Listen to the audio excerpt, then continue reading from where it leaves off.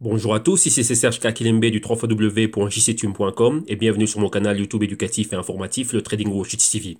Et aujourd'hui, pour bien commencer la semaine et comme tous les lundis, on va faire le crypto trading et c'est le crypto lundi.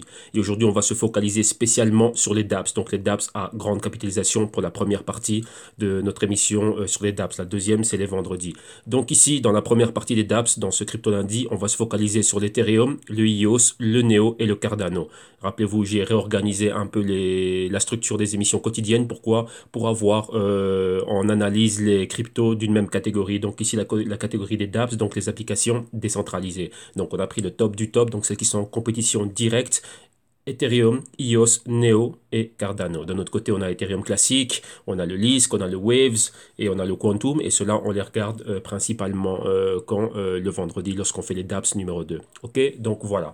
Bien évidemment, avant de commencer, je dois vous rappeler que tout ce que je vais analyser, les tests que je vais soutenir, ce dont je vais débattre avec vous, et qui est principalement le price action, n'est que dans un but illustratif, démonstratif et informatif et éducatif. Et donc, en aucun cas, cela doit être pris comme une incitation à trader, spéculer et investir avec des actifs financiers très volatiles qui sont l'Ethereum, l'IOS, le Neo et le Cardano.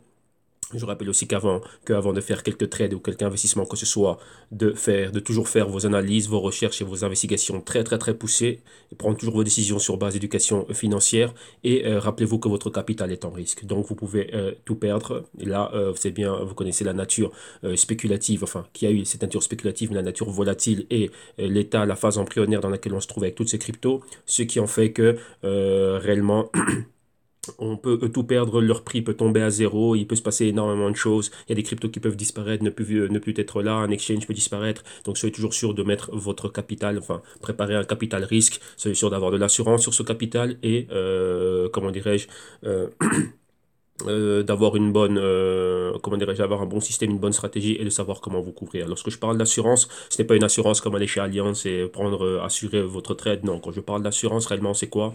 C'est de savoir exactement comment couvrir vos arrières. Hein. Donc c'est vraiment ça, c'est vraiment avoir toute une stratégie de couverture. Hein. Donc comme je vous le dis souvent, j'ai donné déjà pas mal d'exemples par rapport à ça. Ben, soyez sûr d'avoir une partie, comment dirais-je, en cash ou déjà une couverture par rapport au capital risque que vous avez préparé. Ok? Donc voilà. Donc maintenant on va continuer et avant d'aller de l'avant, donc je vous rappelle aussi, hein, donc si c'est la première fois que vous croisez mes vidéos sur la toile, sur YouTube ou mon canal ou quoi que ce soit d'autre, donc vous avez vu exactement tout ce que nous on fait. Et en canal, enfin dans le canal en archive, on a énormément de contenu, donc profitez de ce contenu. C'est principalement pensé pourquoi? Pour inciter toute personne qui serait novice et tous ceux qui s'intéresseraient au crypto, au trading ou quoi que ce soit et qui est en train de débuter, même si vous avez un niveau intermédiaire ou un peu plus poussé, ben, vous avez déjà quelque chose qui vous permet de commencer sur les bons rails. Hein. Donc en plus de ça, quand vous allez au www.jctune.com, l'adresse que vous voyez ici, là, directement à l'écran, ben, vous avez quoi? Ben, vous avez une page, c'est notre page, c'est ma page, et c'est là où il y a les solutions et différents services. Donc jetez-y un œil et regardez. Si vous trouvez réellement ben, des choses qui vous intéressent, ben, contactez-moi et vous avez ici les contenus des programmes et pas mal de services et de solutions, mais là on y reviendra en fin d'émission. Là, pour tous ceux qui sont en train de débuter, tous ceux qui sont tombés ou qui ont croisé le canal, comme vous le voyez en archive, on a énormément de choses. Tous les jours, on fait une analyse. Le samedi, c'est le crypto rapport, donc les news concernant le Bitcoin. Mais durant toute la semaine, on analyse toujours 4 ou 5 cryptos, là, comme vous voyez déjà dans différentes catégories. Donc ça vous permet de quoi? De vous familiariser avec la terminologie, les concepts et les mécanismes. Et numéro 2, ça vous permet de voir d'où on venait avec nos analyses, ce qui se passait par le passé, vu qu'on suit toujours les mêmes cryptos, on a un suivi réellement qui est, comment dirais-je, qui est vraiment, on suit les cryptos vraiment de manière on les suit de manière attentive, hein, et donc on voit vraiment leur évolution et nous aussi l'évolution au niveau de nos analyses. Donc comme ça, vous voyez exactement ce que j'analysais, ce que j'avais, les projections que j'avais, et vous verrez si oui ou non on était dans le bon. Là où on est arrivé, je donne toujours un commentaire par rapport à mon positionnement et ce que moi je fais au niveau du trade spéculatif, ainsi de suite. Donc rappelez-vous, j'ai toujours la casquette investisseur à long terme et spéculateur trader. Donc rappelez-vous que je peux switcher, comment dire, euh, d'un profil à un autre rapidement. Donc, enfin, rapidement, j'essaie toujours de le faire assez lentement et d'expliquer le pourquoi du comment et quel est mon positionnement. Donc, par rapport à tout ce que l'on voit, ben, comme ça, ben, ça va vous aider, vous, à vous familiariser avec tout ce que je fais au niveau d'analyse technique, les fondamentaux, les catalyseurs que l'on regarde et ainsi de suite. Et donc là, on regroupe le tout. Donc, vous voyez comment c'était hier, comment on en est là aujourd'hui, à quelle situation on en est et par rapport à nos projections que l'on fait de semaine en semaine, on voit exactement bah, si oui ou non on était dans le bon. Ok, donc voilà, donc là ça va vous permettre, on va dire, d'avoir une leçon Tous les jours, je prends 1 heure de mon temps pour vous aider, vous, et vous inspirer. Et voilà, donc répondre à vos questions, les questions qu'on me pose, que je reçois par message ou par commentaire. Je prends des commentaires qui sont intéressants. Je partage aussi ce que les abonnés du canal, mes insiders amènent comme news et comme contenu, comme outil, afin de pouvoir aider toute la communauté qu'on a ici YouTube. Le but, c'est d'aller de l'avant et de s'éduquer au quotidien. Comme je dis toujours, je ne suis pas le meilleur, je ne suis pas le plus riche. Moi, j'apporte juste ma pierre à l'édifice, c'est-à-dire mon expérience de consultant, d'analyste et de personne qui prend du risque avec son propre capital. Ok. Donc voilà. Donc en fin d'émission, on reviendra sur les services et les solutions. Et exactement, ici, vous avez déjà le mailing box pour voir, enfin, pour avoir directement accès à moi et pouvoir me contacter directement. Ok. Et en fin d'émission, je viendrai vous expliquer comment faire pour avoir accès à cela. Donc, comment est-ce qu'on va procéder? On va d'abord prendre la température du marché. Ensuite, on va regarder quelques pièces d'information. Aujourd'hui, on n'en a que pour l'Ethereum et pour je dis pas de bêtises, le NEO. Et donc, rien de bien grand. Et ensuite, on va revenir avec tout le reste. Donc, rappelez-vous, ici, si on commence par la market cap, on parlait d'une market cap de 300 milliards qui était le support. Si vous avez bien vu, durant un moment donné, on était en dessous de cela. C'était quand le Bitcoin était en dessous des 8000. Et donc, on était dans les 7000 proches. On a caressé les 7500. Et là, maintenant, on voit que dans les dernières 24 heures et dans l'heure, on est en train de remonter. On est au-dessus des 8300, mais c'est réellement très faible. Donc, vous voyez exactement la tendance baissière généralisée. Et là, ici, à ce moment-là, c'est là qu'on avait atteint ces bas. Vous voyez ici, on était en dessous des 7500. Donc là, la market cap aussi a pris un dip en dessous des 300 milliards de dollars. Et depuis là, on remonte ouais, pour retester ici les 8500. Et s'il y a un rejet des 8500, on retournera encore plus bas. Donc rappelez-vous, et je vous rappelle, je continue toujours à être baissier. Moi, je vois toujours cette horizon, enfin, je suis toujours avec cette vision et cette horizon baissière. Donc vous voyez qu'au niveau hebdo, la baisse était réellement généralisée. Donc là, lundi, on remonte, on commence avec une montée, mais ça peut très vite et très rapidement reperdre cela. Ok, donc maintenant, allons voir les DApps. Ethereum, Cardano, Neo et le... Qu'est-ce qu'on a encore? Il est où? Il apparaît pas. C'est le EOS. Hein. Il est où, lui?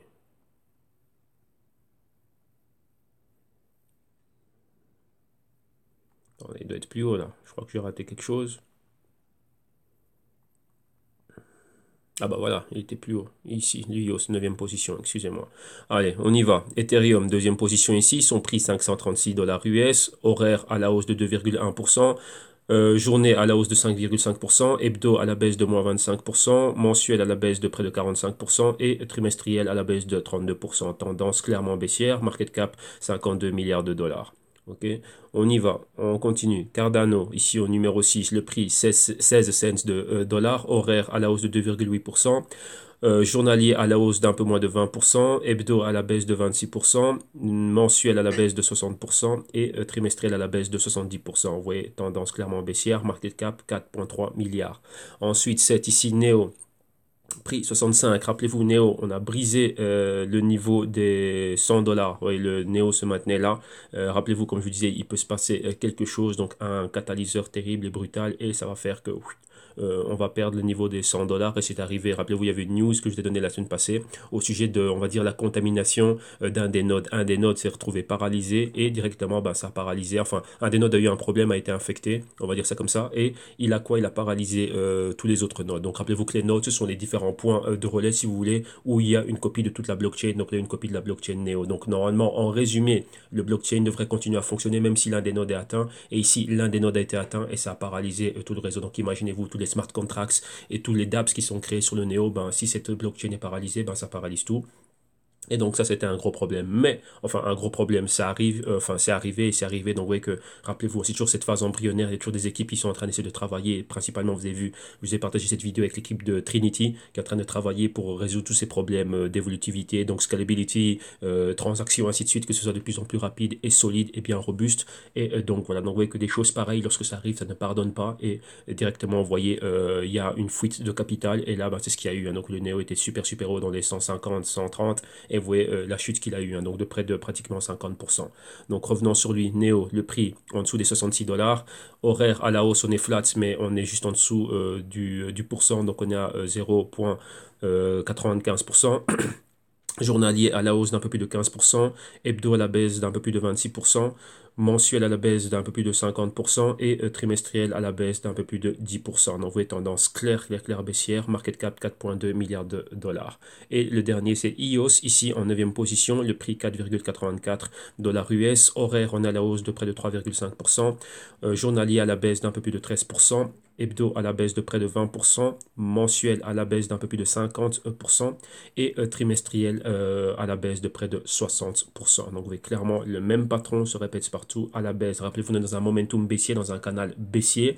Et ici, on rebondit juste depuis le bas, plus bas qu'on vient de créer. Donc là, c'est un short covering, donc des personnes qui sont en train de recouvrir leur position et sortir un peu de ce qu'il y a et enfin sortir des positions vendeuses. Et d'autre part, on a quoi? D'autres personnes qui, voyant cette baisse, en profitent pour accumuler encore un peu. Ok. Et market cap ici 3,5 milliards de dollars. Ok, donc voilà, on a pris la température de tout l'écosystème. Maintenant, on va regarder des pièces d'information, principalement, je vous dis Ethereum. Et d'un autre côté, on a quoi? On a Neo. Neo, c'est une vidéo que je partage avec vous. Et ensuite, on va à l'analyse technique et au price action. Maintenant, on va à coindo.com. Et ici, c'est directement Vitalik Buterin qui est en train de parler de quoi? Des nouvelles idées qu'ils ont pour le quoi, bon, pour la phase d'évolutivité, donc le scaling plasma d'Ethereum. Donc rappelez-vous, lorsqu'on est en train de parler de scaling, evolutivity et ainsi de suite, c'est quoi exactement? Taille des blocs, agrandir la taille des blocs, permettre bien plus de transactions, que le réseau soit fluide, donc que comme une autoroute, imaginez-vous qu'il y a un embouteillage, ben maintenant c'est ça. Beaucoup de choses ont été créées on top of Ethereum, donc c'est quoi, excusez-moi, je mets de l'anglais dedans ici. Beaucoup de choses ont été créées sur la blockchain Ethereum, ce qui fait que, imaginez-vous toutes les ICO qui sont faites, toutes les ERC 20, donc tous ces jetons qui ont été créés, donc qui peuvent utiliser l'infrastructure blockchain d'Ethereum, ben à un moment donné ça fait du monde, hein. Donc beaucoup d'ICO, beaucoup de dApps qui sont créés, donc tout ça ce sont des layers, donc ce sont un layer, ce serait comment est-ce qu'on peut dire ça?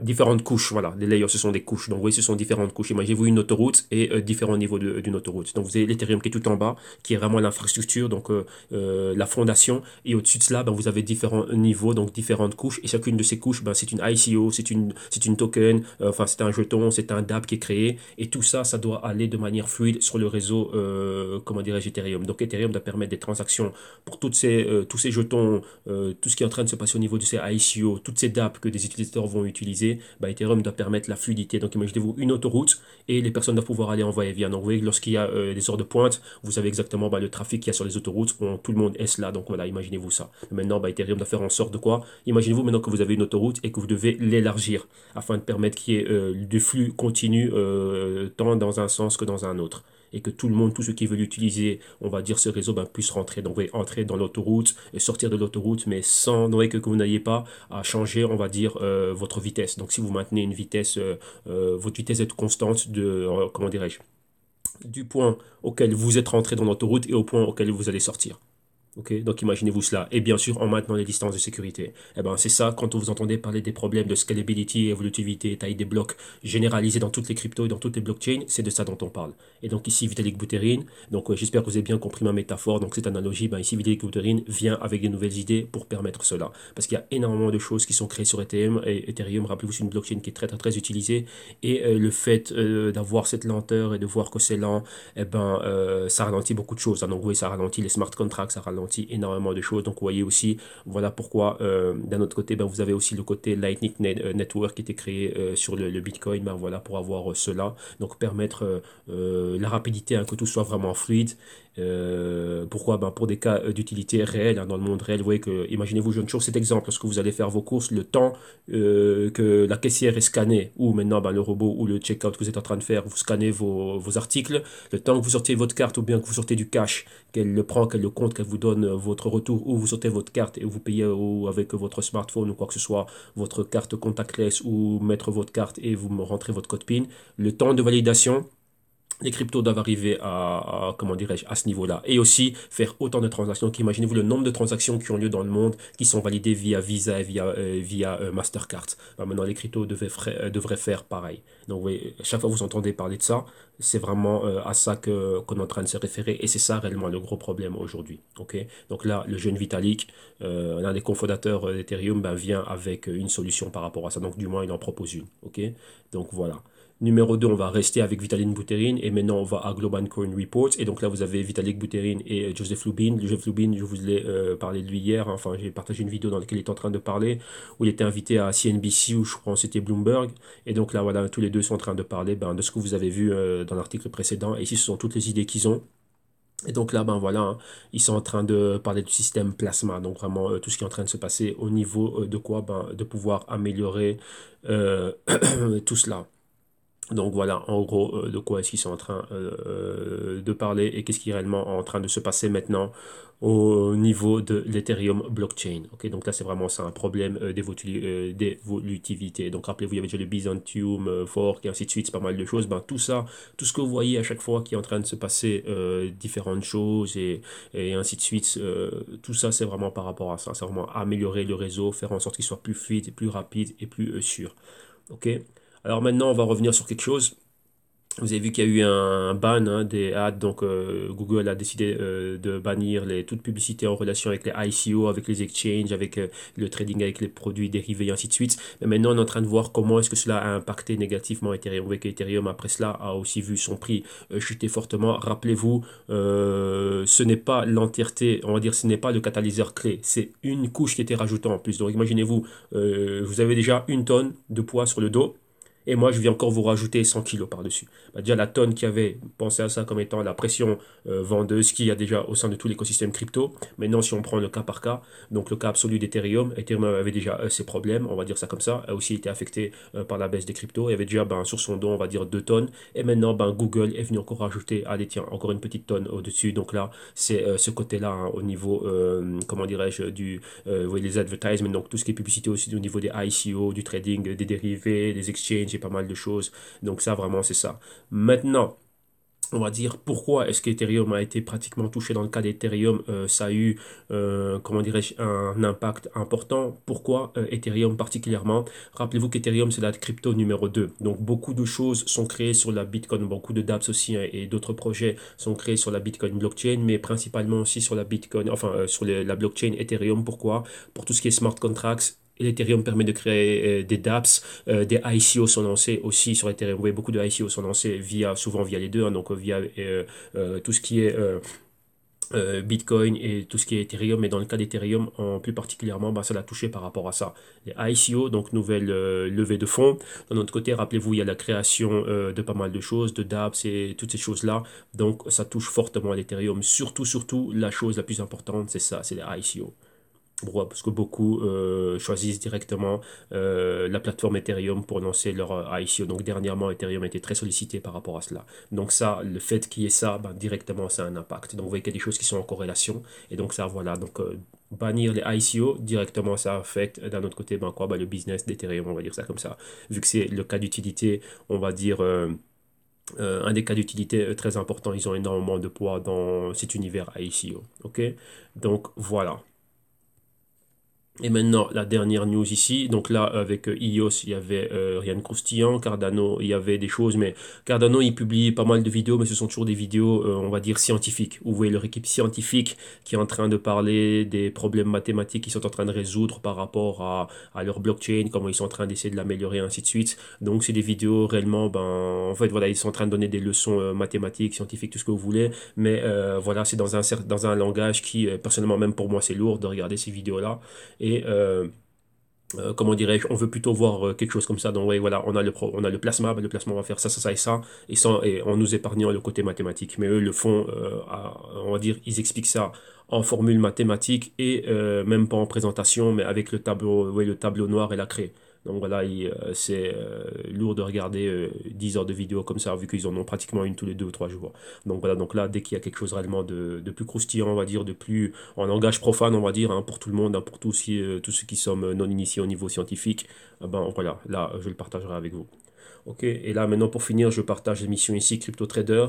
Et dans cette émission-ci, donc vous voyez, le présentateur, hein, donc Ran Neuner, ici, qu'est-ce qu'il a fait? Il a invité directement le boss, donc Dafo Wang, si je dis bien son nom, comment il s'appelle, le fondateur et le CEO de NIO. Et directement, il a aussi invité qui? Bon là, ils sont en vidéoconférence. Il a invité toutes les personnes qui ont choisi la plateforme blockchain Neo pour créer leur dApps. Ouais, donc les ICO qui ont été lancés et toutes les nouvelles startups qui ont été lancées, donc qui ont lancé leur application sur la blockchain de Neo. Donc là, voilà, il y a une vidéoconférence géante avec ou dans laquelle ils sont tous en train d'y participer et ils disent tous le pourquoi du comment et ça fait combien de temps qu'ils bossent avec Neo, quelle a été leur compagnie, leur startup, ils font quoi, leurs jetons, ça fait quoi. Qu'est-ce qu'ils sont en train, enfin pourquoi est-ce qu'ils utilisent Neo, les smart contracts de Neo et ainsi de suite. Et donc voilà, c'est une émission super intéressante. Pourquoi on voyait vraiment des cas d'utilité concrets de la blockchain de Neo. Ok, donc là voilà, donc c'est Neo et tous ceux qui ont créé des dApps sur Neo. Donc rappelez-vous, c'est un compétiteur direct à Ethereum. On parle souvent de Neo comme étant le Ethereum de Chine. Et donc voilà, donc il y a des compagnies déjà qui sont créées à travers le monde, qui ont créé voilà, pardon, son nom c'était Da Hongfei. Moi enfin j'ai mal prononcé, donc voilà, je m'excuse. Donc voilà, donc là, vous allez avoir directement durant la demi-heure d'émission, hein, donc lui qui intervient et tous ceux qui ont créé leur projet d'application décentralisée sur la Neo blockchain qui vont intervenir et ils vont expliquer les bienfaits de Neo. Ok, donc voilà. Donc ça, c'est tout pour les news qu'il y avait à partager. Et maintenant, on va directement à quoi? On va aller directement à l'analyse technique et au price action. Et on va commencer par, on va faire Ethereum, on va faire EOS, puis NIO, et puis directement, on va finir avec le Cardano. Ok, donc voilà. Donc ici, voilà ceci, et on va télécharger les presets, weekly setup, voilà. Donc, voilà, tout est à la baisse, ouais, ok.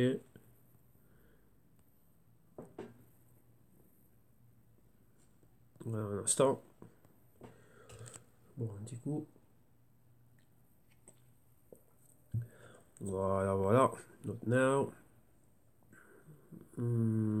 Ça c'est quoi ça? Ah, non, ça c'est une autre compagnie. Ça nous intéresse pas aujourd'hui. On va attendre que cela charge.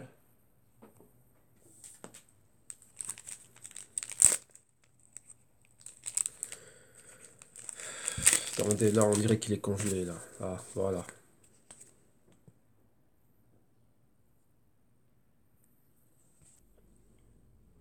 Attendez, il est un peu congelé. Donc on va commencer par Ethereum face à l'USD. Voilà, voilà. Voilà. Là on a Ethereum, on a pris les prix qui nous viennent de Bitfinex et on y va. Voilà. Là on y est. Et maintenant, qu'est-ce que l'on voit ici? Donc là, on a cette baisse généralisée, hein. Donc rappelez-vous le pointeur duquel on parlait souvent. Voilà, là on l'a validé. Rappelez-vous qu'est-ce qu'on avait aussi la semaine passée lorsqu'on parlait de la target. La target qu'on avait directement, c'était quoi? C'était la moyenne mobile de 52 semaines. Comme vous allez voir ici, on est venu faire quoi? On est venu ici, comme vous le voyez là, tentative, on a tenté ici de venir, de flirter, hein, donc vraiment de la caresser cette moyenne mobile. Donc vous voyez que ici on essaye d'y arriver. Imaginez-vous, vous plongez dans une piscine, vous essayez d'avoir pied au fond de la piscine. Donc là, vous voyez, ça c'est la surface. Et là on plonge, on essaye de toucher le fond, ben, on n'y arrive pas. Ouais, donc ça, c'est ce qui explique cette longue mèche, hein. Donc prenez ça comme analogie directement. Et vous voyez qu'est-ce qu'on a ici? La moyenne mobile de 52 semaines qui est exactement à combien? À 426, 425. Et nous, ici, on a le niveau des 450, hein. Donc, on était à 25 dollars de se rapprocher de là. On reste toujours baissier dans la semaine. Là, c'est vraiment le fond qu'on a tenté de toucher. Donc, maintenant, on est au-dessus des 450, mais on est toujours en dessous des 550. Et il y a vraiment une continuité à cette bougie. Donc, vous voyez que l'espace qui est compris entre les moyennes mobiles de 21, 26 semaines que vous voyez ici et 52 semaines, tout ça, c'est un spread. Et ce spread, c'est quoi? Ben, c'est de la volatilité. Vous voyez que ça peut être rempli par des bougies entières. Regardez déjà ce qu'on avait ici entre les moyennes mobiles de 13 semaines et 21 semaines et 26 semaines, où ce spread a été comblé par ces deux bougies baissières. Et aussi, on avait le niveau du pointeur qu'on a validé ici avec une bougie complète. Donc, rappelez-vous, on peut venir ici juste avoir une semaine qui est comme celle-ci et la semaine d'après, ben, revenir et le toucher. Vous voyez que le momentum reste baissier. Stochastique, le pourcentage K a pénétré la zone d'infravaloration au niveau weekly. On est en weekly là, donc ouais, on a pénétré dans cette zone, toujours en dessous du marqueur des 50. Donc voilà. On peut avoir un petit short covering et puis directement après, boum, aller encore plus bas. Et ici, ben voilà, vraiment venir avoir une interaction avec la moyenne mobile de 52 semaines. Et si vous regardez bien de l'autre côté, ça équivaut à quoi? Ici, on avait une ancienne résistance, on avait un pointeur là, et encore cette résistance ici. Donc vraiment, rappelez-vous la target que je vous disais, c'était toujours ce niveau des 400 et on s'y rapproche. Et là, on est venu, on a déjà eu une tentative.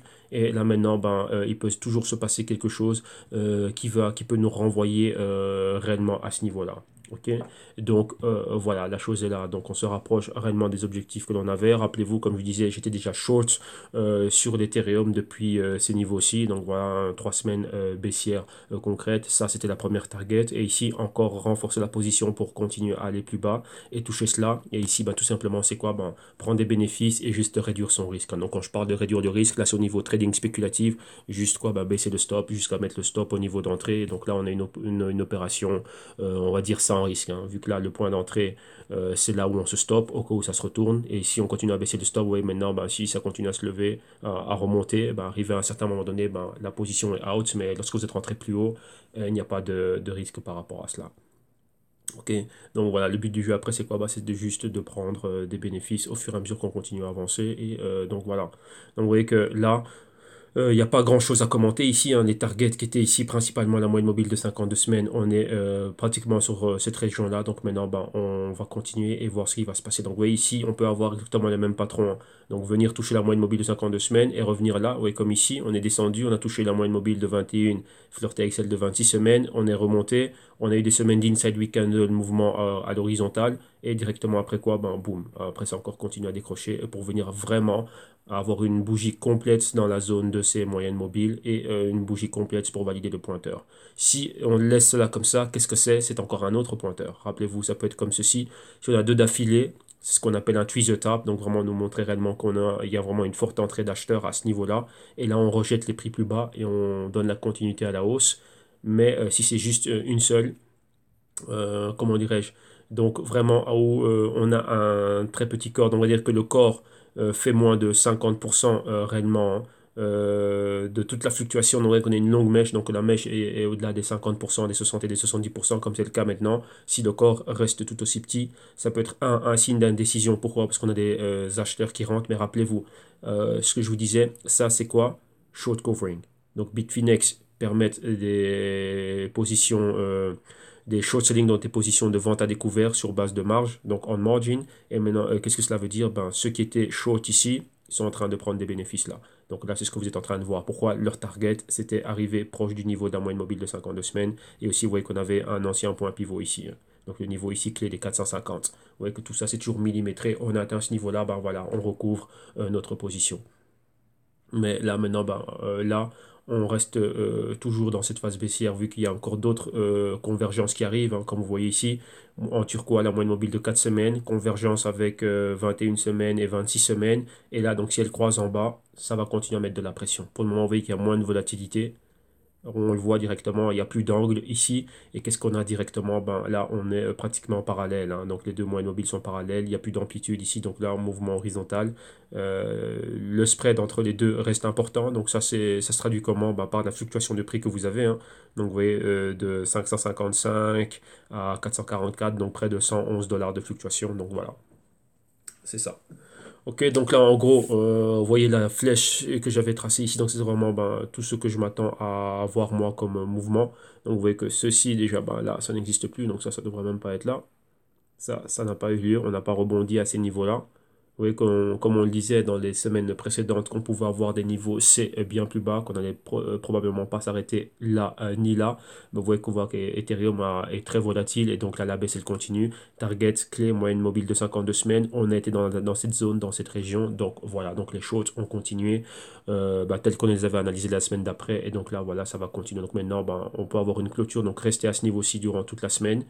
Et attention, pour la semaine prochaine, bah, il pourra avoir une baisse, ou même à tout moment durant cette semaine-ci, bah, on peut encore voir, comment dirais-je, une continuité dans cette baisse, hein. Pourquoi? Rappelez-vous la pression maintenant qui va être exercée par la moyenne mobile de 4 semaines en turquoise et celle de 8 semaines aussi qui est ici, qui est aussi valant en convergence avec 21 semaines et 26 semaines. Et donc les deux, vous voyez que les deux ont une amplitude, hein, 45 degrés vers le bas. Donc vous voyez ici la même chose lorsque ça monte, et là la même chose lorsque ça descend, avec une divergence. Et regardez le spread qu'il y a entre les moyennes mobiles. Et ici, entre 52 semaines et 104 semaines, il y a encore du spread. Ok, mais la target, c'est clé. Comme on a déjà souligné, on va le ressouligner ici. C'est quoi? C'est l'ancienne résistance, donc la zone des 360, 350. Ok, donc clé, on va dire 400, entre 400 et 350. Ça, c'est les niveaux qu'il faut surveiller, on va dire au niveau des bas. Donc voilà, ça c'est pour Ethereum face au dollar américain. Maintenant, Ethereum face à l'euro, c'est exactement le même scénario, exactement les mêmes probabilités, sauf qu'ici, qu'est-ce que l'on fait? Juste la conversion du prix. Donc vous voyez qu'on continue, hein. Donc c'est la suite réellement des baisses que l'on a vues. Et ici, bon, vu qu'il n'y a pas grand-chose à l'écran, je vais prendre les outils. Ouais, j'avais des analyses avec Bitstamp au fait, hein. Donc voilà, c'est ceci. Donc vous voyez là, on a la résistance. Et vous voyez que là, clairement, ben, on est venu quoi? Ben, on est venu toucher réellement les niveaux que l'on a vus ici, hein. Donc vous voyez là, on avait notre épaule, notre tête, ici l'épaule. Et donc là, vous voyez là le niveau du coup. Donc c'est la moyenne mobile de 13 semaines que vous avez en rouge. Une fois qu'on a clôturé en dessous, et ben boum, on a continué à baisser. Là, ça nous rappelle quoi aussi? Vu qu'ici on n'a pas tout dessiné, on a aussi ce canal baissier, vous voyez l'escalier baissier ici. Donc le A, le B en support, non, pardon, oui, le A en résistance, le B en support, le C en résistance, et maintenant on va pour aller chercher un D plus bas. Et vous voyez la target clé, c'est quoi? La moyenne mobile de 52 semaines, là on l'a caressé. C'était sur quoi? Ben, sur cet ancien niveau ici, hein, de point pivot, on y est. Validation du pointeur que vous avez ici, ici au niveau des 430, 450, maintenant c'est là. Qu'est-ce qu'on s'attend maintenant? Cet ancien niveau ici, au niveau des 300, la target, on va dire au niveau du niveau psychologique, cette target-là, bon là. Ok, donc là, c'est ça. Donc on va voir exactement bah, comment ça va continuer à évoluer. Et ici, vous voyez exactement, bah, là, on le voit de manière plus claire, hein. Vous voyez la moyenne mobile de 4 semaines en turquoise. Convergence avec 8 semaines, 13 semaines, 21, 26 semaines. Donc si ça continue à aller plus bas, on peut arriver ici. Ou maintenant, à ce niveau-ci, bah, c'est le niveau où on peut se stabiliser comme, on va dire, comme niveau de support. Vous voyez que c'est un niveau clé et un niveau psychologique, ce sont les 400, les 400 euros ici. Donc, on va voir ce qui peut se passer. Et ici, on a aussi la moyenne mobile de 8 semaines qui suit. Vous voyez, convergence avec 13, la 21 et 26. Donc, ça va amener de la pression là. Donc, rappelez-vous, ce sont un peu comme les Death Cross, hein, comme on avait vu dans l'émission d'hier du Bit Dimanche. Je n'avais parlé déjà samedi, hein, lorsque les analystes de Bloomberg avaient recueilli les avis des traders et que des traders parlaient du Death Cross. Donc, ça, c'est au niveau des moyennes mobiles journalières, hein. Donc, c'est celle de 50 semaines et celle de 100 semaines quand il y a ce croisement. Et bien là, ici, on voit exactement la même chose ici, hein. Donc là, vous voyez que lorsqu'il y a ces croisements ici, hein, bon là, je sais pas quel nom je vais leur donner, mais bon, peu importe les noms, peu importe la terminologie, hein. La chose qui est importante, c'est quoi? C'est savoir interpréter ce que l'on voit et en tirer avantage. C'est tout. Le reste, c'est parler comme une encyclopédie. Personnellement, on s'en fout. Même si vous ne connaissez pas les noms de tout ce qu'il y a, mais le but, c'est quoi? C'est de savoir interpréter ce que vous voyez ici à l'écran et d'un autre côté, anticiper ces mouvements, gérer le risque correctement et vous aussi, ben, avoir la bile, hein, et l'estomac solide pour, dans ce cas-ci, c'est des shorts pour pouvoir prendre ces shorts et rester dans l'opération. Le but du jeu, c'est ça. Anticiper la chose et pouvoir avoir une interprétation correcte. Donc, peu importe si vous ne parlez pas comme une encyclopédie, on s'en fout. Le but du jeu ici, c'est de faire de l'argent au bout. Donc, et moi, lorsque je prends des shorts, le but du jeu, c'est quoi? Ben, mon code, il doit être dans le vert à la fin. Et on s'en fout de savoir que je connaissais toutes les formules et que je parle comme un dictionnaire ou d'une encyclopédie pour venir ici impressionner. On n'impressionne personne. Ce qui impressionne, c'est le vert qui est dans mon compte. Si mon compte est dans le rouge, ça sert à rien de faire des dessins ici et de l'analyse technique là comme ça. C'est pas la chose la plus importante. Oui, à Wall Street, comment dirais-je, les analystes et toutes ces personnes en presse qui sont connues parce que des personnes leur payent. Pourquoi? Ben parce qu'ils anticipent les mouvements. Ils disent, bah voilà, sur base de mon analyse, il y a ça, ça, ça et ça. Et lorsque tu vois ça, ça, ça et ça, ben, il va arriver un truc et mon target, c'est les 500. Et boum. Lorsque l'on voit cela, donc imaginez-vous, c'est comme ça, hein. Attendez, on va effacer. Donc en gros, c'est ça. Donc voilà, l'analyste, il dit ça ici. Il dit que voilà, sur base de ce qu'on a vu là, on va avoir une bougie complète qui va venir là. Ben voilà, ben, tout le monde le regarde, il dit, ha ha ha, on va voir ce que c'est. Ben voilà, pataboum, qu'est-ce qui se passe? 2 mois plus tard, eh ben voilà, on y est. Là où la personne avait dit qu'on allait y arriver, ben c'est ça. Le but, c'est anticiper sur base de ce que l'on voit. Ouais, c'est ça. Donc d'un côté, je le dis souvent, c'est prédire le futur. Vous allez peut-être me dire ça, c'est pas possible à faire. Vous voyez que beaucoup de personnes ne veulent pas y être. Et qu'est-ce qu'ils disent toujours? Ah, we don't have a crystal ball. Donc, on n'a pas une boule de cristal qui nous permette de prédire le futur. Mais c'est ça qu'on est en train de faire, hein. Donc, on prend une décision, on prend du risque sur une issue. Et c'est quoi l'issue? C'est où ça va descendre, où ça va monter. Dans ce cas-ci, ça va descendre, mais descendre jusqu'où? Ah ben voilà, descendre jusque-là. Donc, ça, c'est le but du jeu. Anticiper ce qu'il y a et tirer avantage de cela.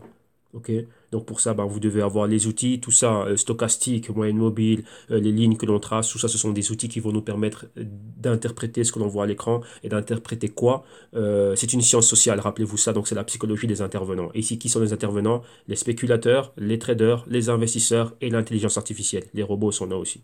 Ok, donc les algorithmes.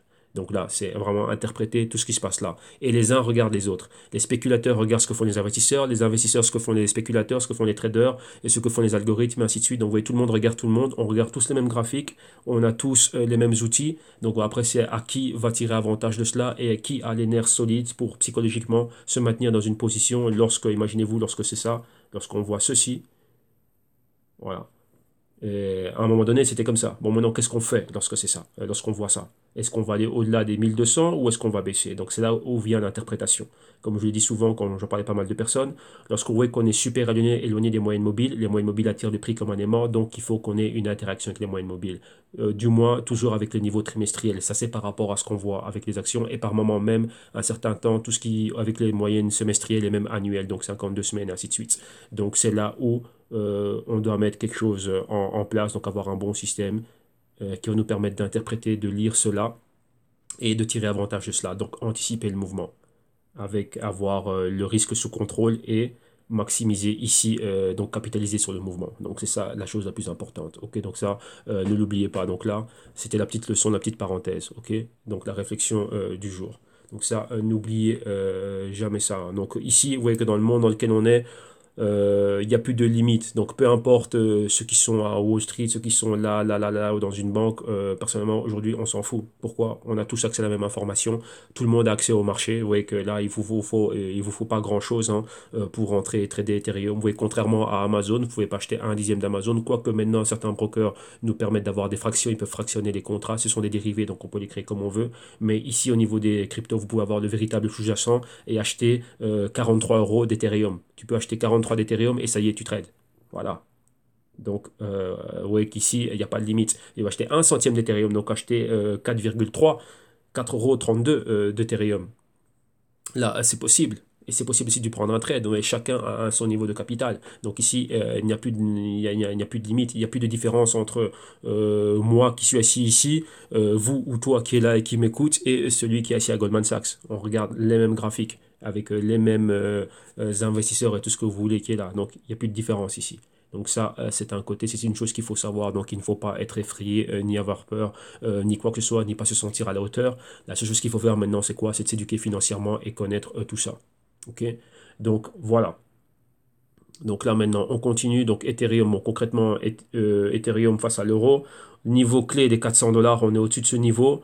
Et maintenant, ben, là, vous voyez qu'on a moins de volume ici, probable future convergence, déjà au niveau d'infravaloration. Regardez ce qui se passe réellement. Et vous voyez que la moyenne mobile de 52 semaines est vraiment au niveau des anciennes résistances, ici, du point pivot ici. Donc maintenant, on va voir c'est quoi. Si on a une deuxième semaine pareille ou si on a une continuité avec une bougie complète. Hein. Donc là, réellement, je pense qu'on va avoir quoi? Un mouvement latéral. Pourquoi? Parce que les moyennes mobiles sont en train d'arriver. Donc oui, il va y avoir une convergence entre toutes les moyennes mobiles.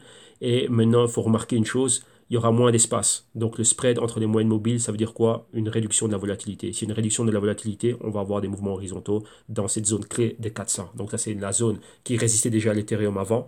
Et maintenant, ben, c'est la zone qui va supporter l'Ethereum. Donc l'Ethereum, vraiment, ben, on va reconstruire une nouvelle phase sur base du support des 400. Ouais, 400 euros ici. Et aussi, ça correspond avec la zone d'infravaloration.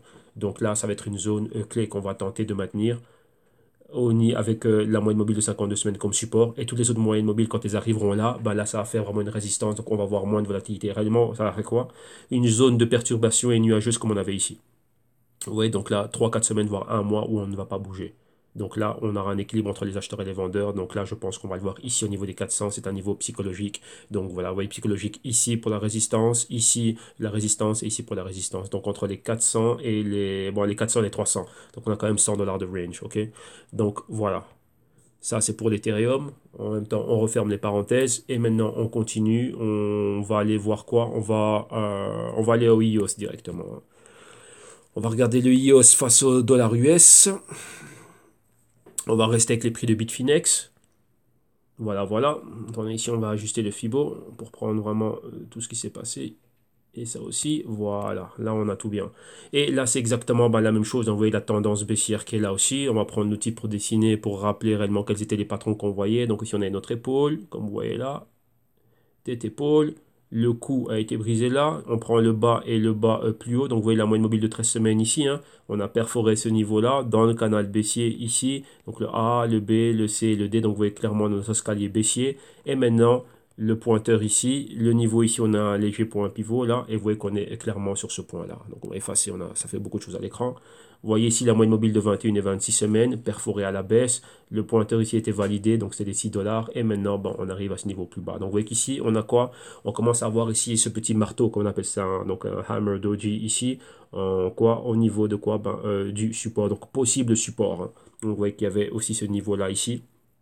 Donc on va voir si le niveau des 4 dollars, c'est un niveau clé sur lequel on va venir se poser. Donc là, on n'a pas la moyenne mobile de 52 semaines, mais elle devrait apparaître quelque part ici, vu qu'on n'a pas assez de données par rapport à ça. Donc on ne peut pas la retracer. Enfin ici, les données, on ne sait pas nous les retracer. Si on regarde le stochastique, vous voyez ici le marqueur des 50, vous voyez qu'on est clairement en dessous.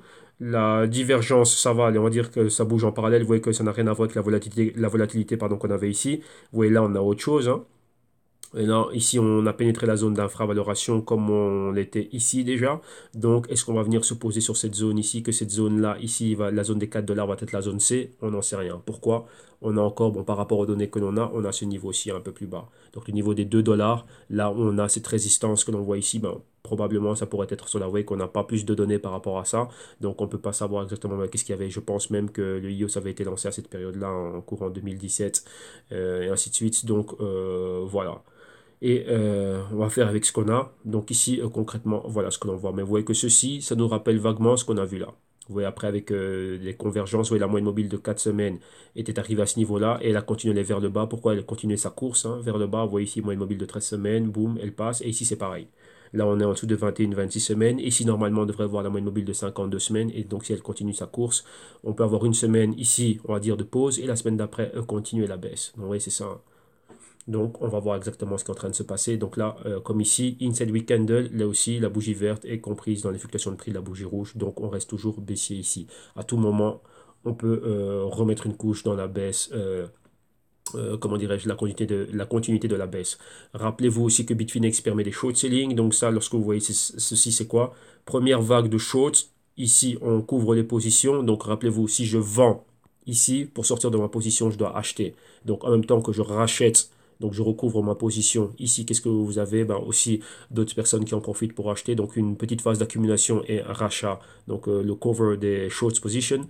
Donc là, on voit cette petite hausse. Mais après, deuxième phase de short. Donc vous voyez, first leg ici, donc la première jambe baissière, deuxième jambe baissière. Si vous calculez plus ou moins les fluctuations, elles sont pratiquement identiques, hein. Donc on va dire ça, c'est les 17.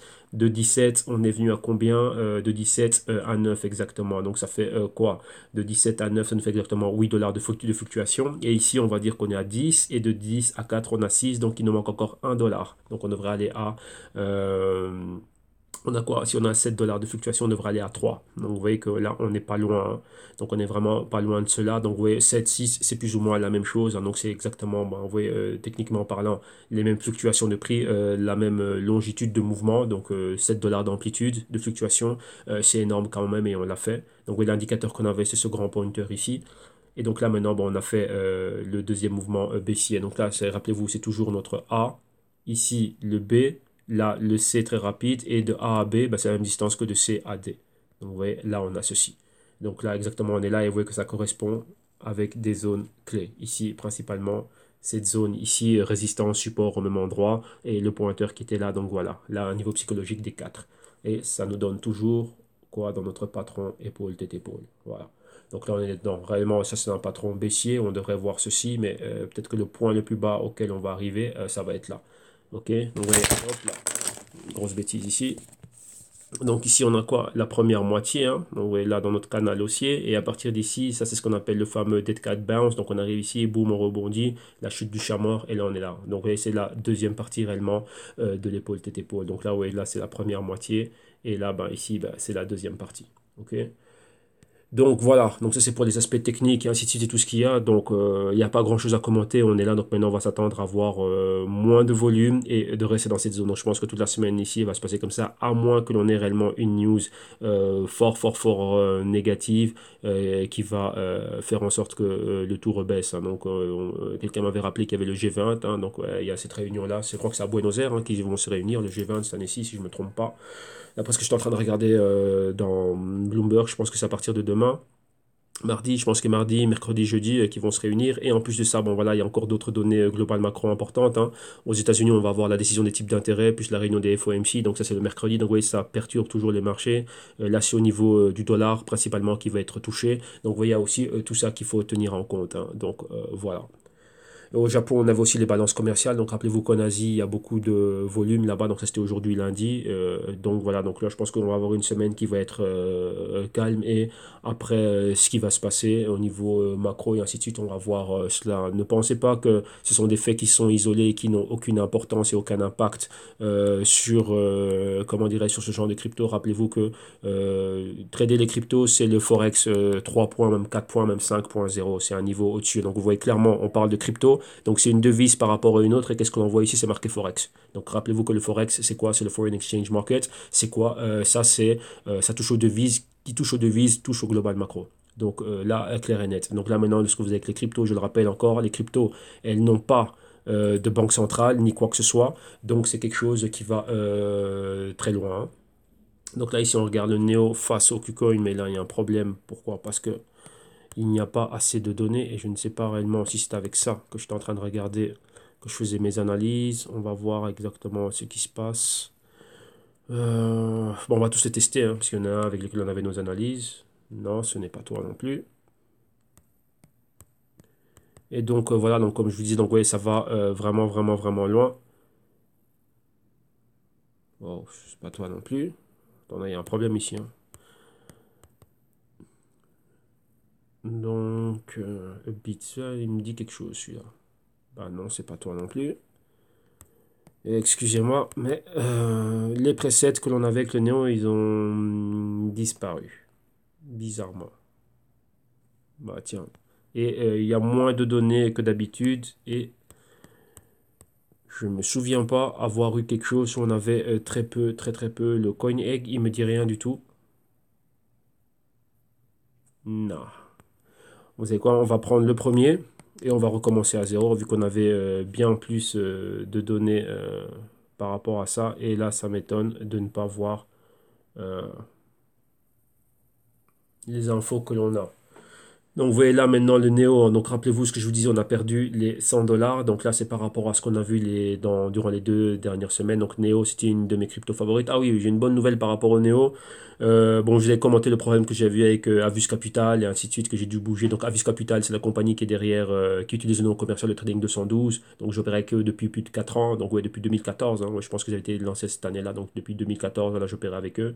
Et du jour au lendemain, ils ont commencé à... Bon, voilà, je passe l'histoire. Donc, on a un problème avec le broker. Donc, j'ai dû bouger, donc sortir tout mon capital de là-bas et le répartir dans différentes choses.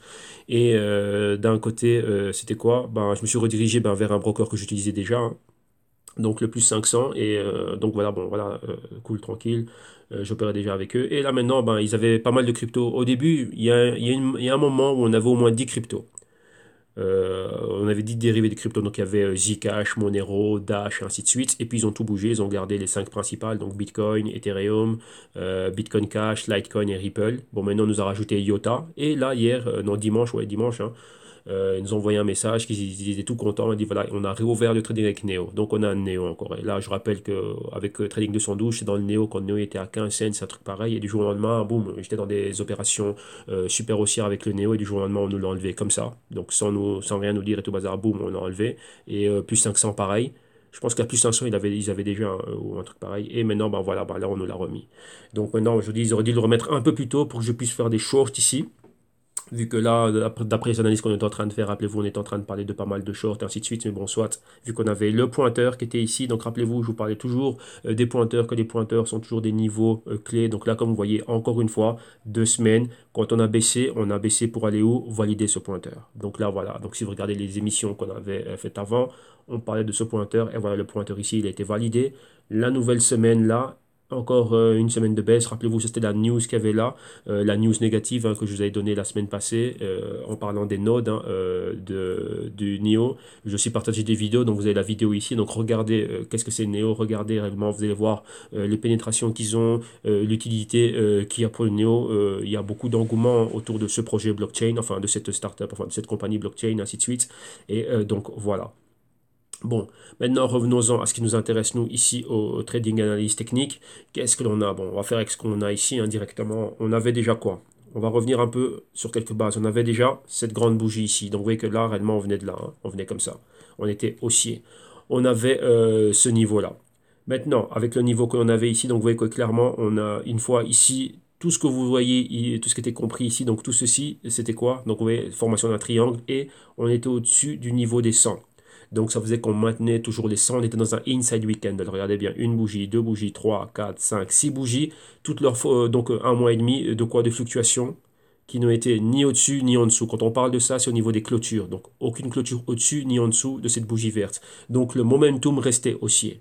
Ok, donc vous voyez, comme vous l'avez vu ici, on est monté, on a rebaissé un peu et on s'attendait à faire ceci. Vous voyez, pour maintenir un canal haussier, mais là, niet. Ça a été annulé le tout. Donc on revient ici. Inside Week Candle avec cette bougie à partir de ce moment-là. Rappelez-vous, on a eu cette perforation avec un pointeur. Donc regardez bien ici le niveau des en dessous des 70. Qu'est-ce qu'on a eu après? On a eu, il y a 2 semaines, on avait cette grande bougie rouge. Vous voyez la convergence entre les moyennes mobiles de 4 et de 8 semaines ici. Là, on a annulé cette hausse. Donc vous voyez ici, entrée de vendeur. Là, entrée de vendeur à la baisse une fois. La news aussi entre-temps arrivée. Donc c'était quelque part à ce niveau-là. Plus, rappelez-vous, comme je dis, imaginez vous avez déjà une tonne de baisse, donc tout l'écosystème qui souffre, et maintenant vous rajoutez une couche, donc un catalyseur sur une crypto en particulier, et ici le Néo, une news négative qui les touche, rappelez-vous, un node a été paralysé, enfin a été atteint, a été touché, donc défectueux, et il a paralysé tous les autres nodes, donc imaginez-vous, vous avez 1000 ou 2000 nodes, c'est quoi? Ce sont des points de relais. Imaginez-vous, il y a, moi j'ai un node, donc j'ai une copie de la blockchain Néo dans mon ordinateur, moi ici, là où je suis à Madrid, et imaginez-vous qu'il y en a 1000 à travers le monde, donc moi c'est le 900e, 999e exactement, et maintenant ça touche le reste des nodes, parce que moi j'étais contaminé. Et imaginez-vous comment c'est grave. Donc à travers le monde, donc vous qui êtes en France, d'autres en Suisse, d'autres qui sont à Dubaï, d'autres qui sont à Singapour, au Japon, à Beijing, à Shanghai, à Sydney, en Nouvelle-Zélande, à Oslo, donc partout, à Lagos, au Cap-Vert, ouais, au Lesotho, au Brésil, et où vous voulez au Canada, au Ontario, enfin voilà, en San Francisco, ça touche tout ça et tout le réseau est paralysé. Donc imaginez-vous, voilà, c'est comme on voit souvent dans les films, dès qu'il y a, je crois que c'est dans un des Die Hard, le 4 là, où il y avait le hacker là, qui a réussi à hacker les centrales électriques et puis l'électricité coupée partout. Bon voilà, imaginez-vous ça, ça en touche un et tout est coupé partout. Ben voilà, ça c'est quelque chose de grave qui est arrivé sur les notes. Imaginez-vous toutes les dApps qui avaient été créées, tous les smart contracts, le tout paralysé durant un certain temps. C'est quelque chose de très grave, mais les développeurs, comme il explique dans la vidéo, hein, enfin dans l'article que j'avais donné, ils ont travaillé rapidement pour résoudre de tout. Mais ça, c'est quelque chose qui ne pardonne pas directement évaporation du capital et on a vu le short ici. Donc ouais, là encore ça a augmenté. Donc ouais, directement là, c'était la goutte qui a fait déborder le vase et ils ont perdu numéro un, le marqueur. Hein, donc ici le support des 100 dollars est en dessous. Et maintenant, lorsque l'on baisse et qu'on baisse rapidement, ouais, les baisses sont rapides. Hein, donc vous voyez les flux, les fluctuations des bougies sont violentes. On va où?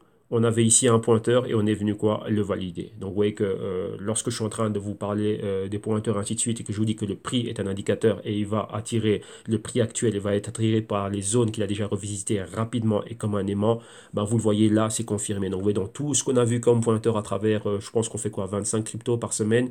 Vous avez vu qu'elles vont toutes dans cette direction-là. Donc lorsque ça baisse, c'est le premier point de repère. Donc là, c'est, on va dire ça comme ça, on va dire que c'est facile de pouvoir anticiper ce genre de mouvement. Pourquoi? Parce que ça nous donne une target concrète. Donc rappelez-vous, où je ne sais pas où, enfin je sais où je rentre, mais je sors où, il faut regarder les niveaux clés. Donc c'est pour ça qu'on fait l'analyse technique pour étudier l'historique. Et c'est l'historique quoi? Du comportement social, donc de la psychologie des intervenants.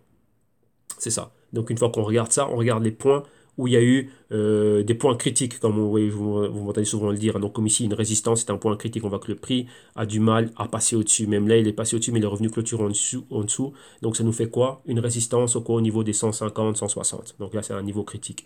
Après, on a la même chose ici dans ces niveaux-là. Donc là, le prix a été supporté là et on a rejeté les 65. Et maintenant, ici, on est revenu. Donc vous voyez que la même perforée à les plus bas.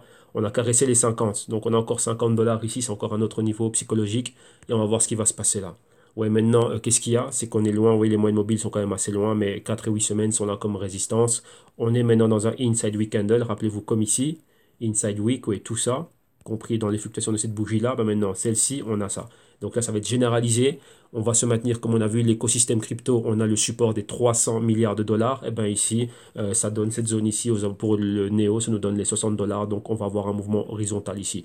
Donc on va voir si on va pouvoir maintenir ce niveau. Mais rappelez-vous, n'importe quelle chose, n'importe quel catalyseur mauvais, c'est remettre une couche déjà sur la pression baissière qu'il y a et on pourrait voir encore atteindre des niveaux bas. Maintenant, il faut regarder chacune des cryptos de manière absolue. Donc, dire quels sont les points, les niveaux critiques et les points techniques propres à chacune des cryptos. Donc, ici, on regarde Bitcoin, ça va être d'autres points, mais les patrons sont identiques. OK? Donc voilà, ça ici c'est pour le Néo. Et bon, vu qu'on n'a pas les données qu'on avait avant, donc on voit directement que qu'est-ce que l'on a. On voit qu'on retrouve un certain patron, donc probablement on avait quelque chose comme ceci, hein, oui, on est en train de monter comme ceci, et on avait vraiment cela. Donc oui, dans notre canal super haussier, ben, maintenant on aurait ceci, hein. Donc on avait déjà la formation épaule, la tête, ouais, ça c'est la tête, et la deuxième épaule. On a brisé à ce niveau-là, et depuis là on va à la baisse, ok? Donc voilà, ça c'est le Néo face au dollar américain et je referme aussi la parenthèse, donc la petite leçon technique. Et maintenant on va terminer avec le Cardano, donc on va faire le ADA dollar US. Et ici, bah voilà, ici oui on avait nos analyses avec ceci. Curieux que les analyses avec le Néo ont disparu, mais bon c'est pas grave, hein. J'essaie de les retrouver pour la semaine prochaine. Alors ici, exactement la même chose, sauf que le Cardano lui baisse fortement. Donc, d'après les max qu'il avait atteint, les 1,40 plus ou moins, ben, vous voyez ici, on est quoi? Ben, on est au 16 cents, hein. Donc, vous voyez, il a perdu énormément, énormément. Donc là, on est là, donc, vous voyez, au niveau du Fibonacci, on est en dessous du retracement des 78%. Donc là, on est pratiquement dans les 80-85%. Je pense même qu'on est en train de flirter avec, oui, pratiquement on flirte avec les 90%, hein, de retracement. Donc, vous voyez, là, la target, vous voyez, cette flèche que l'on avait déjà depuis un bon bout de temps, ben, voilà, on est arrivé à sa zone. Donc voilà, donc les différents paliers qu'on avait, ouais, c'était les niveaux ici, ouais, qu'on est en train de monter en escalier haussier. Ouais, et maintenant, à chaque fois qu'on a baissé, ben, regardez les zones où il y a eu qui ont posé des problèmes, enfin, où on a rejeté des baisses. Donc vous voyez ici, cette zone-là, cette zone, on a fait une petite pause. On a continué. Cette zone-là, on est là. Donc, vous voyez, on peut avoir exactement le même patron. Donc, une pause. Vous voyez que cette bougie, malgré qu'elle soit verte, c'est quoi? C'est juste du short covering. Et là, vous voyez qu'une semaine, 2 semaines, des personnes en profitent pour acheter. Mais la tendance baissière, elle reste. Pourquoi? Interaction avec la moyenne mobile de 4 semaines. Et 4 semaines est toujours là. Vous voyez ici, on pénètre quoi? La seule différence, c'est qu'on pénètre la zone d'infravaloration et qu'on est là. Donc, là, on est pratiquement proche de zéro. Donc, on pourrait voir des prix en cents ou en fraction de cents pour le Cardano. On peut y retourner. Donc, vous voyez qu'on a les moyennes mobiles aussi qui sont là, qui sont pareils. Donc, ceci est identique à ce qu'on en avait vu là. Donc on peut avoir une semaine de pause et ensuite après ben, avoir une baisse. Donc si on perfore le niveau des quoi? C'est les 15 cents. Donc si on perfore en dessous des 15 cents, on peut aller vers les 10 cents et plus bas que 10 cents, ce serait les 5 cents. Donc ça, ces probabilités-là, elles restent là. Pour le moment, ben, on va voir, on va se stabiliser. Donc on va dire qu'on leur donne, on a donné une semaine de répit à tout l'écosystème crypto. Donc rappelez-vous, on avait baissé fortement en dessous des 300 et là on est revenu au-dessus. Ok, donc là pour le Cardano, ben, là la baisse elle continue, hein. Donc si on n'a pas, tant qu'on n'a pas, on n'a pas de signaux acheteurs pour le moment. C'est tout l'écosystème qui est en train de souffrir. Donc rappelez-vous, chacun de ces projets est en train d'émettre et pas mal de news de la part des développeurs, ici de la compagnie IOHK, donc Input Output Hong Kong, et avec à sa tête Monsieur Charles Hoskinson, vous allez toujours voir son équipe de scientifiques, ainsi de suite. Ils sont toujours en train de faire pas mal du bon travail, en train d'améliorer leur HQL, hein, qu'ils appellent donc ce qui est là. Donc ils ont, comment dirais-je, sont venus intégrer des principes scientifiques et pas mal de choses au niveau du blockchain pour améliorer la sécurité, l'évolutivité, scalability et toutes ces choses-là. Donc voilà, il y a beaucoup de choses qui sont créées aussi, hein, au-dessus du Cardano. Rappelez-vous que l'équipe qui fait Cardano, donc IOHK Hong Kong de Charles Hoskinson, c'est lui aussi qui est à la tête d'Ethereum classique. Et déjà la première dApps qui a été créée, je pense que c'est sur le Cardano, hein, enfin, qui utilise Input-Output Hong Kong, c'est Zencash, donc pas Zcash, mais Zencash, donc comme ceci. Zencash. Et si vous regardez bien, il y a toujours des vidéos dans lesquelles ils apparaissent. J'avais déjà partagé des vidéos de cela. Donc Zencash, regardez bien ça. Et eux, c'est une dApps qui a été créée sur, je pense que c'est sur le ADA qu'ils ont été créés, hein. Et il y a aussi la compagnie de Tel Aviv, la Sirin Labs.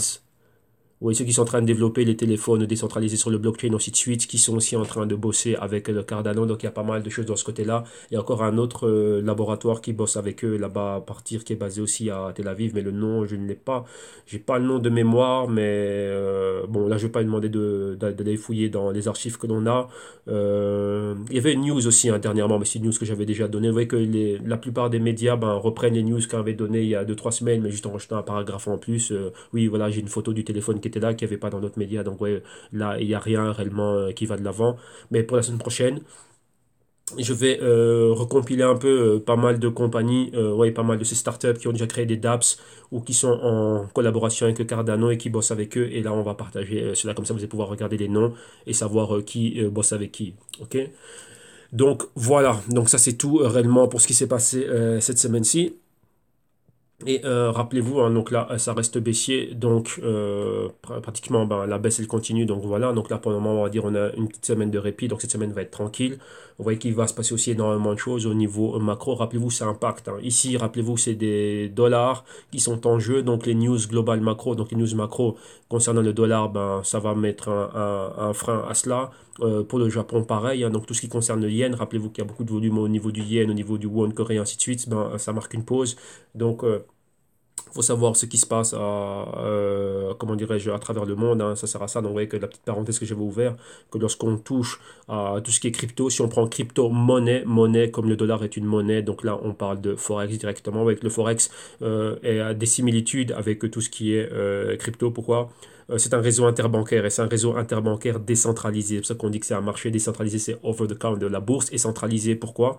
En bourse, par exemple, on a Wall Street. Donc ça, c'est Wall Street, c'est le New York Stock Exchange. Hein. Donc les acheteurs et les vendeurs viennent là. On a quelque chose qui est centralisé. Ok.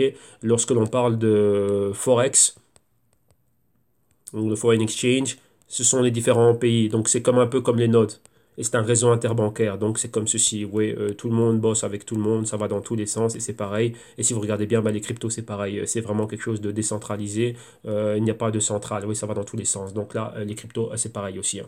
Donc là, il n'y a pas de centrale, il n'y a pas de gouvernement derrière. Donc ça va dans tous les sens dans n'importe quel autre pays. Donc maintenant, il faut comprendre qu'est-ce qui est. Vous avez vu aussi qu'au niveau des lois, des régulations, ça va dans tous les sens. Chacun des pays, voilà, du Portugal à l'Espagne, de l'Espagne à la France, c'est des choses complètement différentes. Et même si on prend Gibraltar, on prend Andorre, on prend je sais pas quoi, c'est complètement différent. Ok, donc voilà. Bon, on va arrêter ici. Et maintenant, voilà, maintenant, on va clôturer l'émission ici et comme je vous dis toujours, hein, comme je l'ai dit au début d'émission, si maintenant vous aussi vous voulez arriver à ce niveau de raisonnement, vous avez des lacunes, vous avez des carences et vous voulez réellement aller de l'avant, vous éduquer et ainsi de suite, apprendre l'analyse technique, l'analyse fondamentale, la gestion du risque money management et toutes ces choses-là, bah, vous venez au www.jitume.com, rappelez-vous on a les services et les solutions adéquates pour vous, peu importe votre niveau et dans les solutions et les services que l'on a, on a l'éducation financière qui est très très très importante, il faut vraiment commencer par cela, faut avoir, donc savoir réellement dans quoi vous êtes en train de pénétrer. Et ici, en cliquant sur ce lien, vous avez le contenu du programme. Rappelez-vous, vous allez aussi avoir les liens dans la description de vidéo ici dans YouTube. Et pour voir réellement le contenu du programme, des vidéos consulting d'initiation et des consulting one-on-one et ainsi de suite. En cliquant sur le lien orangé, on est redirigé vers la partie des tarifs. Donc, vous voyez ici la partie PayPal Cash du site. Et là, vous avez exactement, encore une fois, tous les services et les solutions avec un résumé directement les tarifs. Hein. Donc, vous voyez les consulting one-on-one, le programme identique que celui des vidéos consulting. Vous avez ici les solutions actives. Donc là, c'est le CryptoTech Portfolio, comme je l'appelle. Donc là, on va vraiment bien plus loin.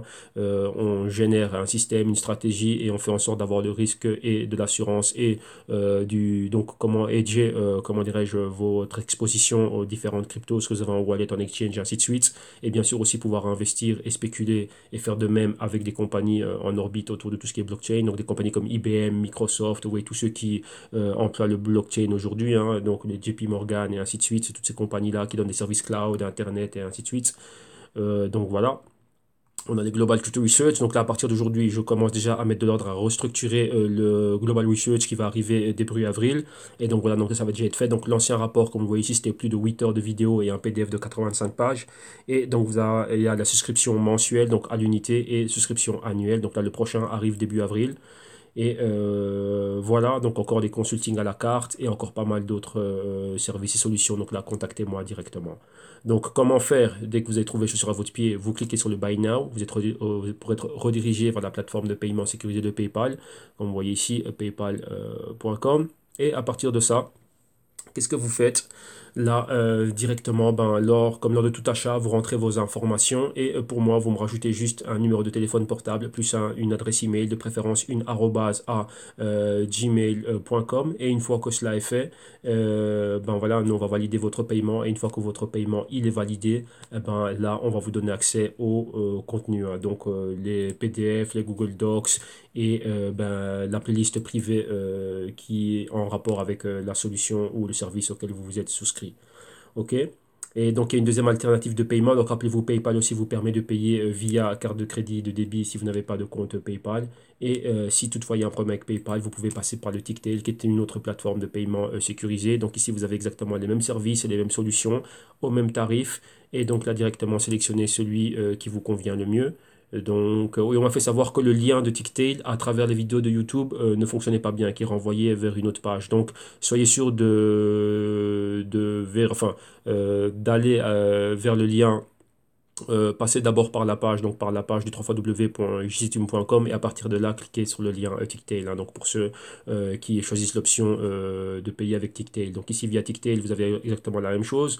Donc vous rajoutez cela à votre panier. Ne vous inquiétez pas pour la langue, le tout va être traduit par la plateforme. Et là, bon, finalisez la commande, donc comme vous le voyez ici à l'écran. Et là, vous êtes redirigé vers un checkout. Donc ici, vous voyez que vous pouvez payer avec carte Visa, Mastercard, carte de crédit et de débit.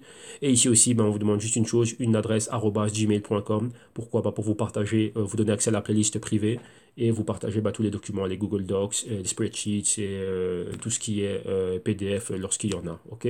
Donc voilà, donc là vous avez tout exactement, vous savez exactement comment faire pour me contacter, comment faire pour avoir accès au contenu, aux services, aux solutions. Si vous avez des questions et des doutes, eh ben, ouais, il y a un numéro directement qui est mis là et une adresse email. Donc envoyez-moi un email, envoyez-moi un message via WhatsApp, Viber, Facebook Messenger, ce que vous voulez. Donc là, je suis là. Euh, dans les 24 heures ou lorsque je peux rapidement dans l'heure ou dans les 5 minutes, si je suis là, ben, je réponds directement ou bien ben, ne vous inquiétez pas, on revient toujours vers vous. OK? Donc voilà, ça c'est tout pour ce crypto lundi. On a complété notre heure, donc on a aussi des petites leçons, pas mal de parenthèses qui ont été ouvertes. Donc voilà, soyez cool, relax et faites avec ce que vous avez, peu importe votre capital, t'as 100, t'as 200, t'as 300, t'as 50. Maintenant, ben voilà, il y a une opportunité ici. Comme je dis, voilà, hein, c'est pas pour devenir millionnaire, mais ça c'est un game, on va dire, c'est pour du long terme. Mais d'abord, il faut comprendre ce qu'on est en train de faire, il faut comprendre les risques et être cool lorsqu'on est en train d'opérer, se focaliser sur soi, sur son capital, sur ses moyens, sur ses ressources et sur votre parcours à vous et non de ce que fait le voisin et de ce que fait la voisine. Donc là, voilà, donc ça c'est une course de fond ici, hein. Donc rappelez-vous, c'est le lièvre et la tortue ici. Le lièvre il allait vite, mais il s'est cassé la figure. Et la tortue, elle allait lentement, mais avec sa carapace sur le dos, elle pouvait gérer son risque et donc elle arrivait à bon port. Donc là, ici, arriver à bon port, c'est quoi? Dans le long terme, être gagnant. Voilà ce que cela signifie. OK? Donc, excellent lundi, excellent début de semaine et nous, on se retrouve demain mardi. Et là, maintenant, ben voilà, donc là, je prends ma semaine pour être en laboratoire. Et pour les insiders et tous ceux qui ont le Global Culture Research, ben voilà, là, je suis en laboratoire et on met tout en place. OK? Donc un grand merci à tous. Ben, continuez à commenter dans le canal, à partager les ressources que vous avez. Donc un grand merci. Donc ça sert à tout le monde, à moi principalement aussi. Et donc voilà, donc on a toujours des nouveaux outils. Donc vous voyez qu'on ne peut pas être partout, on ne peut pas tout suivre. Donc vous voyez que là, je partage avec vous le côté crypto, mais aussi tout le côté bourse. Donc il y a encore d'autres portefeuilles qu'on doit gérer, générer des idées. Et là, c'est regarder tout ce qui se passe au niveau global macro, ainsi de suite. Donc il y a énormément de choses à faire. Donc voilà, donc lorsque il y a des choses que vous partagez, ben moi je suis ravi de les avoir parce que ça me sert aussi. Donc voilà, un grand merci à vous. Donc voilà, merci à tous les abonnés du canal pour le soutien et ben voilà, hein, content de savoir que ça vous rapporte de la valeur. OK, bien sûr à tous ceux qui commencent et ainsi de suite. Donc voilà, donc tous les jours vous êtes là, donc vous voyez que vous allez avoir plus de 365 heures de vidéos à l'année, donc là c'est avec un grand plaisir. OK, donc voilà, là je vous laisse, excellent lundi, excellent début de semaine et on se retrouve demain mardi. Ciao, bye bye.